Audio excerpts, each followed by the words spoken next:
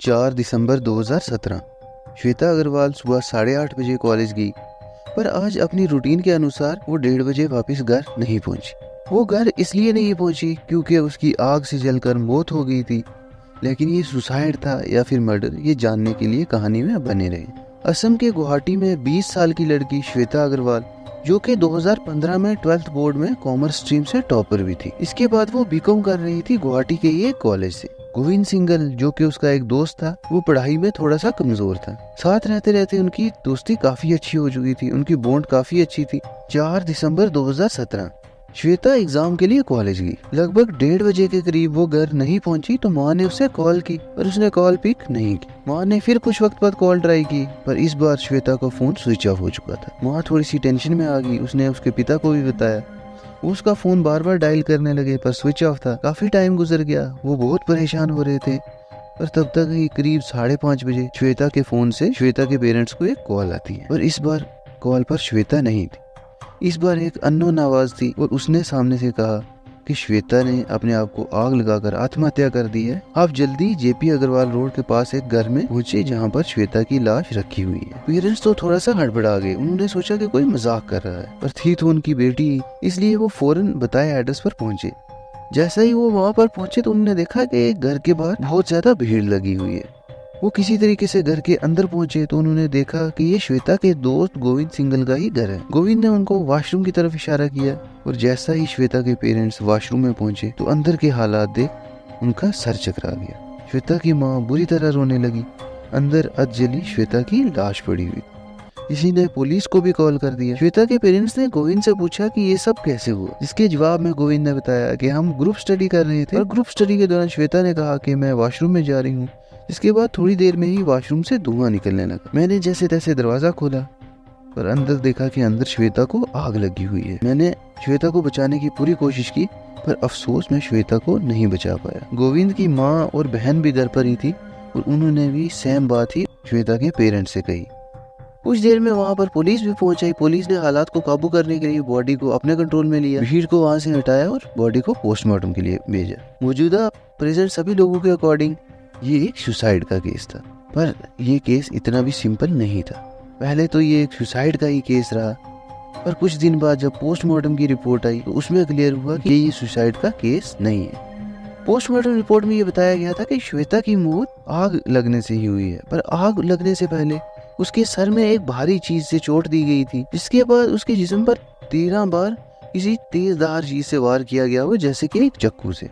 Police को तो clear हो गया कि ये एक सुसाइड का केस नहीं है, इसलिए पुलिस ने इन्वेस्टिगेशन शुरू की। पुलिस ने आसपास जितने भी लोग प्रेजेंट थे, गोविंद की माँ, उसकी बहन, पड़ोसी, बहुत सारे लोगों की इन्वेस्टिगेशन की। इसी में गोविंद के पड़ोस पे एक अंकल, जिनकी के एक बार्बर शॉप थी, जिनका नाम पंकज बताया गया। उन्होंने बताया कि मर्डर वाले दिन गोविंद एक बड़े से बोरे में कुछ लेकर यहाँ पर बाइक से गया।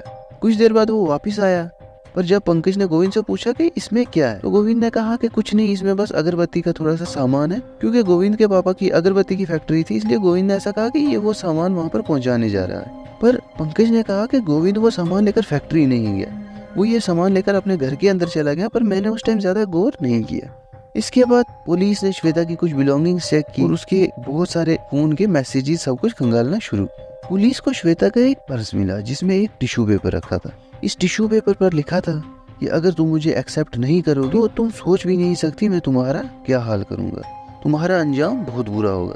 पुलिस को पता लग गया कि ये गोविंद नहीं लिखा है, क्योंकि पुलिस ने उसके कॉलेज से कंफर्म किया कि उस दिन गोविंद ने श्वेता को आकर कॉलेज से पिक किया था, और गोविंद बार बार श्वेता को प्रपोज करता रहता था, क्योंकि वो श्वेता को लाइक करता था, पर श्वेता उसको बिल्कुल पसंद नहीं करती थी। श्वेता और गोविंद की व्हाट्सएप चैट भी पुलिस ने जब खंगाली तो इससे तो क्लियर हो गया कि गोविंद ही मर्डर है, क्योंकि वहाँ पर बार बार मैसेज थे, no means no, no means no, जो कि श्वेता बार बार गोविंद से कहती आ रही। पुलिस ने गोविंद को कस्टडी में लिया और सारे एविडेंस उसके सामने रखकर उससे कहा कि सच बताओ कि सच क्या है, उस दिन क्या हुआ। गोविंद बिल्कुल भी कुछ बताने को तैयार नहीं था, पर जब पुलिस ने कुछ जबरदस्ती की तो गोविंद ने अपना मुंह खोल दिया।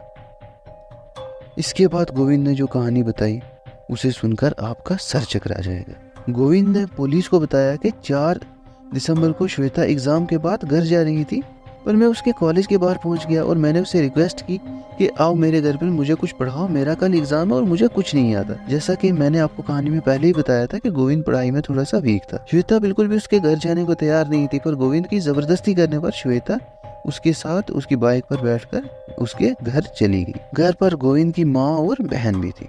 इसके बाद गोविंद और श्वेता बैठकर ग्रुप स्टडी करने लगे और ग्रुप स्टडी के दौरान ही गोविंद ने श्वेता को फिर से प्रपोज किया, पर जैसा कि तय था श्वेता ने उसे फिर से रिजेक्ट कर दिया। गुस्से में आकर गोविंद ने श्वेता का सर एक दीवार पर दे मारा, जिसके बाद श्वेता बेहोश हो गई। गोविंद को लगा कि वो कहीं मर तो नहीं गई। जिसके बाद उसने किचन से एक चाकू लाया और उसे परमानेंट मारने के लिए उस चाकू से श्वेता पर 13 बार वार किया।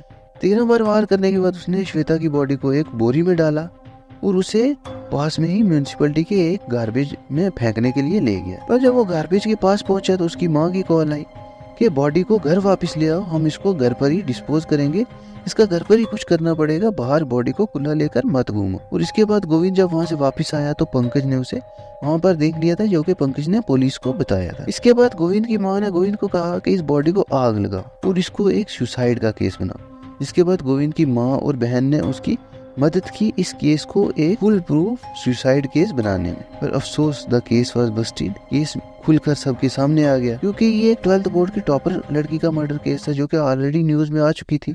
इसलिए मीडिया ने इस केस को काफी गहरी किया। ये एक बहुत बड़ा मैटर बन गया। जिसके बाद ये केस बहुत जल्दी कोर्ट तक पहुंच गया और सेशन कोर्ट ने गोविंद को फांसी की सजा सुनाई और उसकी माँ और बहन को उम्र कैद। पर गोविंद और उसके पेरेंट्स ने ये केस हाई कोर्ट में चैलेंज किया। जिसके बाद गोविंद की सजा तो as it is high court ने रखी, पर उसकी माँ और बहन को रिहा कर दिया।